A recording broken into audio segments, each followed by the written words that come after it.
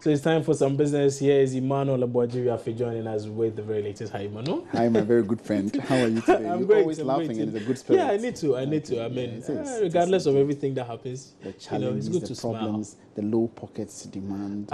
Well, okay. That means you have a lot to tell me about money. Well, not today. We're not talking about money, but it's related to money because the ILO yesterday, yesterday was International Women's Day. Yeah. The ILO, that's the International Labour Organization, has urged countries to actually help in reducing the disparity when it comes to pay between men and women at the workplace environment. So it suggests that men are earning a lot more than women? Yes, in its study, it says over the 20-year period, it's realized that the gap between men and women's pay actually in the workplace is still declining and it's not too good. So there's some kind of discrimination among women. It is discriminatory, really. And so interestingly, we spoke to some CEOs who said that they would prefer employing more women than men. They prefer employing more women? Yes, I mean, is it because they will have to pay less, or not necessarily, but they feel the impact of the women in India. Okay, that's good. That's good. All right, so it's time for business, and the International Labour Organization (ILO) is charging governments in developing countries like Ghana to institute pragmatic policies to address gender employment and pay gaps.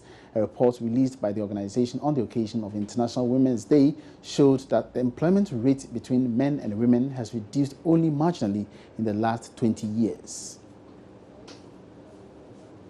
Report said women face the enormous challenge in finding and keeping jobs, whilst the quality of jobs most women require remains a matter of concern. It added that in many developing countries, women are concentrated in less remunerated sectors, such as health and social work. In low-income economies, it's noted women are overrepresented in agricultural activities, which are in time and labor-intensive, yet poor remuneration, if any at all.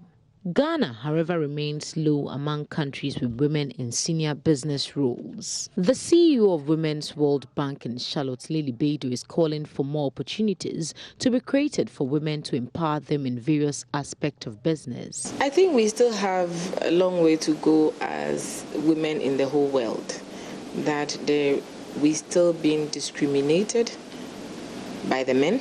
So we are just asking for equal access, equal attention. If there is anything, they should just have a trust in us and know that we can do something. So we just want equal access to everything. Most businesses in the society are already owned by women.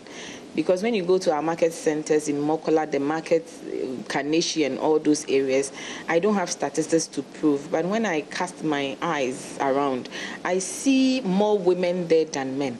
So because of that, when they come and they need a loan, we don't need to stress them. We don't. The fact that you bring documents and the document is in your name as a woman even excites us as Women's World Banking. And I'm sure it should be able to excite everybody financing, because women too pay their loans more. From our point of view, from Women's World Banking, I think women pay loans more than men.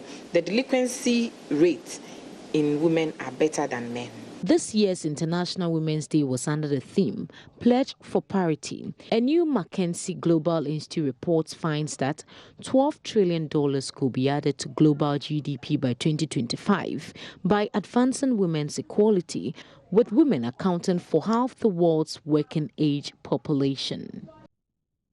So away from that, the Association of Ghana Industries, AGI, has backed moves by government to provide accreditation for apprentices. The President, James Asare-Jay, spoke to Joy Business at the inauguration of the British Council's Skills Hub and Innovation Centre.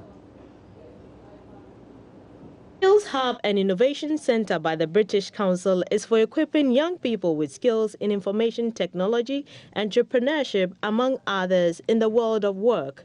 Speaking at the inauguration, the Vice President, Pakwesi Emisa Arthur, says that government was considering a new policy to provide accreditation for apprentices. One thing that the Vice President said, was that there's a need for a third-party assessment and certification.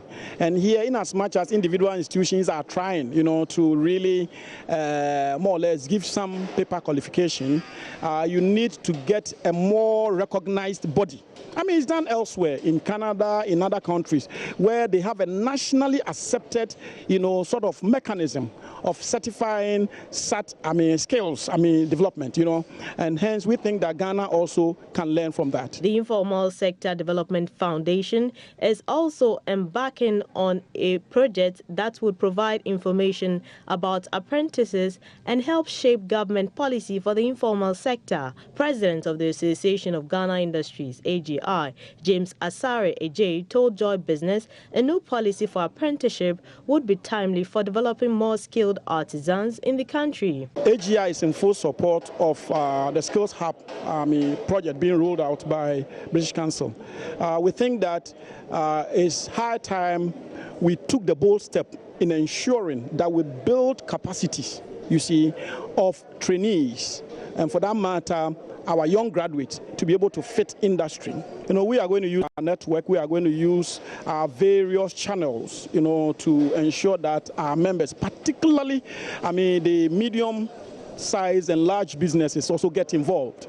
No matter how small we begin, we need to be able to roll it out, train our students. We should be able to create that enabling environment by creating the platform, to have vacancies for students for internship, and also some recruitment in terms of management trainees, and then we build their capacities. The president of the Association of Ghana Industries also pledged his outfit's commitment to support the British Council's bid to equip young people with skills in the world of work. And that's all in business for now. Do join us again at midday for more updates. My name is Emmanuel Abuaji Riafi.